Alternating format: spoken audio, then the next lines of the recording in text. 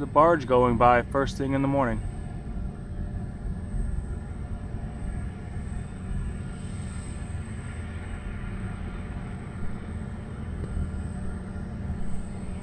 Good morning, everybody. So it's a little after 9 o'clock and we're just now finally getting moving.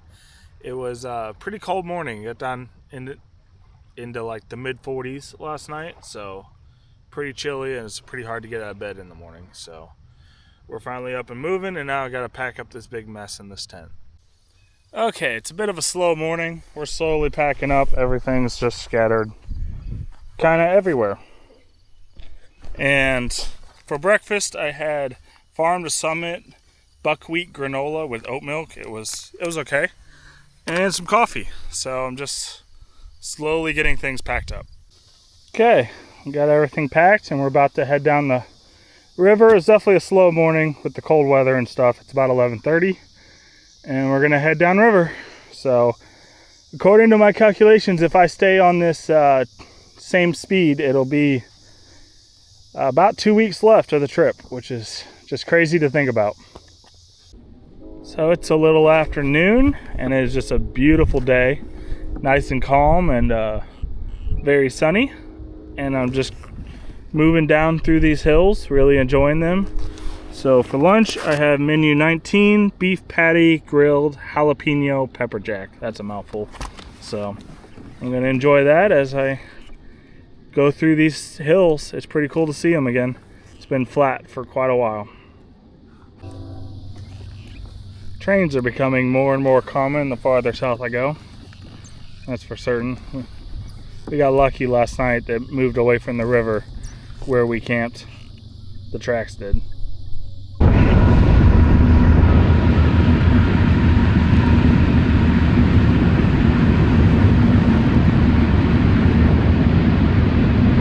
Well, it's about 1 o'clock, and we just pulled off real quick to let this barge go by. It's the first one we've seen going upriver while we've been out on the river.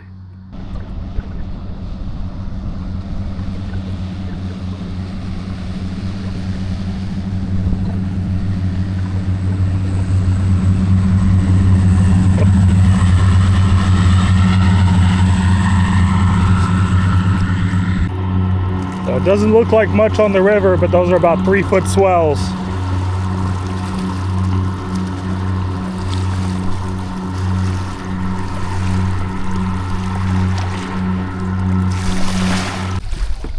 Alright, back on the water, and the river can be pretty choppy for about 20 minutes after one of those barges go by. We're slowly coming up on the town of St. Joseph.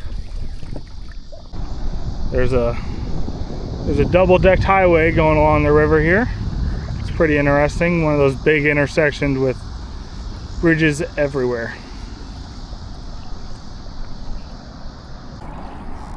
So up ahead is a old swing bridge built in 1906. It has 2 fixed sections and a swing section, which is left open now, and it's been unused for a lot of years. This thing is open in the middle of the river. That is really cool. There's 2 piers here. There's one sticking up ahead where it's resting on as it's sitting open. That is really cool.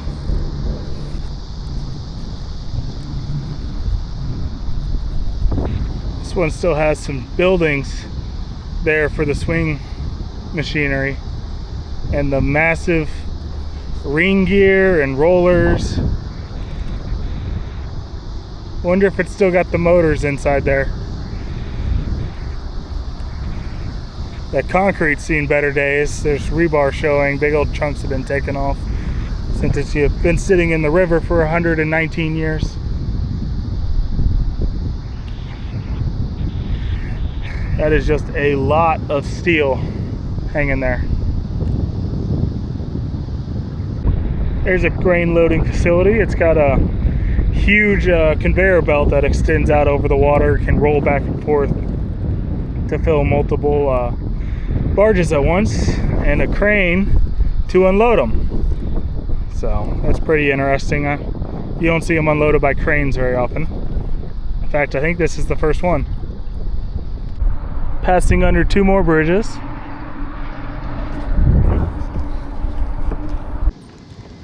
Passing by some massive grain and fertilizer facilities. I'm not entirely sure which, but they there's an extremely strong fertilizer smell on this section of the river. Their old barge loading facility, and the smells coming off of the industrial section of St. Joseph is just disgusting. They're strong enough to give me a headache. And there's a couple barges down here just stowed along the river on the bank. We're passing by mile marker 446, so making miles downstream.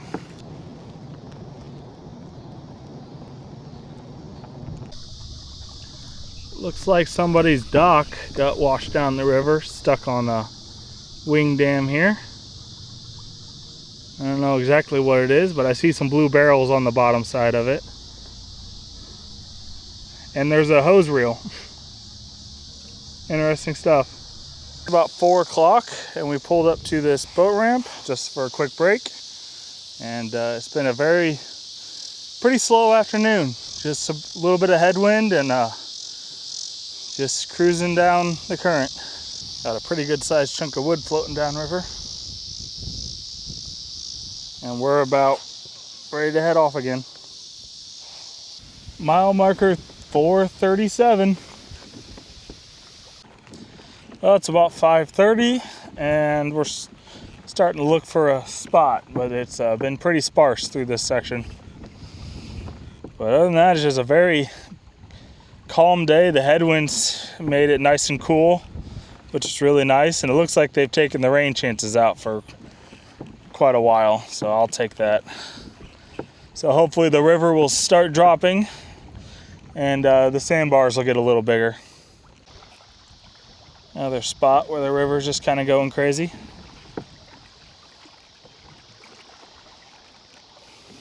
They push the boat a little bit, but you pretty much just go right through them. There's the first snag I've seen in a while. It's still outside the main channel, but they're pretty rare down here with this much current. The river kind of rips everything out. So there's a pretty small little island there. It's only about 50, 60 feet long with a bunch of trees on it. It's probably the smallest one I've seen covered in trees. It's a little after 6 and we're hoping to find a nice sandbar soon. Got a big tree floating in the water, and hopefully right next to the island we're gonna stay tonight. We just have to slip in. So the boat is pulled up and we are on a very cool little island. There's only like one tree and there's a really nice flat spot up there. So the boat is pulled up and we are on a very cool little island. There's only like one tree and there's a really nice flat spot up there. The only thing is there's a cut bank all the way along this edge. I don't want to get too close to it.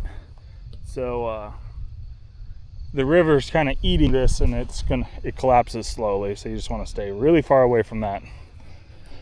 Don't need to fall in the river. And other than that, yeah, it's just about the perfect spot. It's the next morning and I kind of forgot to film a last clip of the video. So I ended up not editing the video that night and just going to bed. So with that, I'm going to say thank you for watching. I hope you enjoyed, and I'll see you in the next video. This is I Have Decided to Follow Jesus.